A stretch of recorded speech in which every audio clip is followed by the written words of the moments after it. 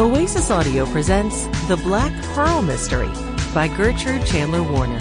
Read for you by Aimee Lilly.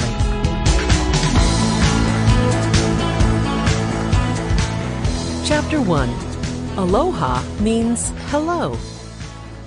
The captain has turned on the fasten seatbelt sign to prepare for landing, a voice announced over the airplane loudspeaker. But 6-year-old Benny Alden didn't hear a thing, for he was fast asleep. Benny's older sister Jessie tugged her brother's seatbelt to make sure it was buckled. Then she checked her young cousin's seatbelt too. "Wake up, sleepyheads," Jessie said to Benny and Sue Lee Alden, who were sitting on either side of her. "We're almost in Hawaii." Benny opened his eyes halfway. "Are we there yet?" Sue Lee pulled her blanket to her chin. "This plane ride is forever and ever." Jessie patted Sue Lee's hand, then Benny's. "You've both been so good on this long plane ride. We've been flying for almost 12 hours. She pointed out the plane window. "Look down there." Benny leaned over. "Are all those islands part of Hawaii?" Benny asked when he looked out. "They look like a bunch of puzzle pieces on the ocean." "The biggest ones are the 7 Hawaiian islands that people live on," Jessie explained. "One of them is Maui. That's the one we're going to. Sue Lee, do you remember when you stopped in Hawaii after Aunt Alice and Uncle Joe adopted you in Korea?" The little girl yawned, then rubbed her big brown eyes. "The people put flower necklaces on us," she said. "Now I remember." Benny wriggled in his seat.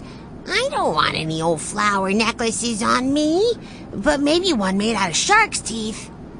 Across the aisle, Grandfather, Henry, and Violet Alden laughed when they heard what Benny said. "We'll soon find out about flower necklaces, shark's teeth, and lots of other Hawaiian things," Grandfather said. "I just felt the landing gear go down. Just one more plane ride, a quick one, I promise, to Maui. Then our Hawaiian vacation can really begin." After so many hours on the big airplane, the half-hour flight to Maui felt like nothing to the Aldens. When they stepped off the small plane, the warm, clean air smelled of flowers. A friendly woman greeted the Aldens as they entered the airport. "Welcome to Hawaii," the woman said. She was placing a flowered necklace called a lei over each passenger's head. "I guess they ran out of shark's teeth necklaces, Benny," Henry joked. "You'd better get used to wearing flowers. Look, everybody around here has on flowered shirts or pants or dresses." Grandfather Alden searched the crowd. "Well, that's going to make it hard to spot Joseph Kahuna. He manages my cousin Mary's pineapple plantation.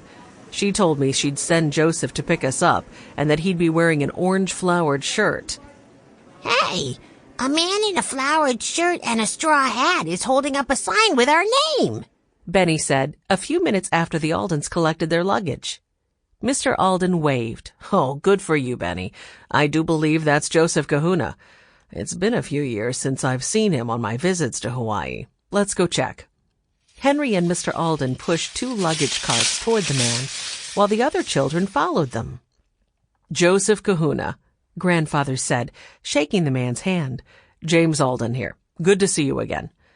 The man checked a picture he was holding. Finally, he spoke. "Aloha, old friend," he said. "Aloha, Alden children." Benny tugged Mr. Alden's arm. "What does aloha mean?" "Aloha means hello and goodbye," Joseph Kahuna explained.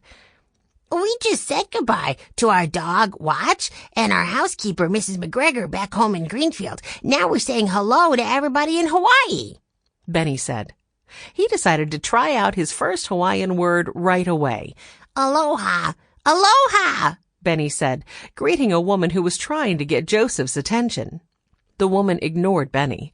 "Joseph," she said in a loud voice, "I need a ride.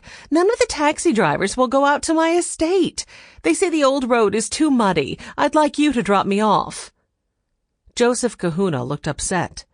But, I have a full van of Mrs. Cook's guests. It's very crowded." The woman, dressed in a black suit without a single flower, paid no attention. "I need a Sample complete. Ready to continue?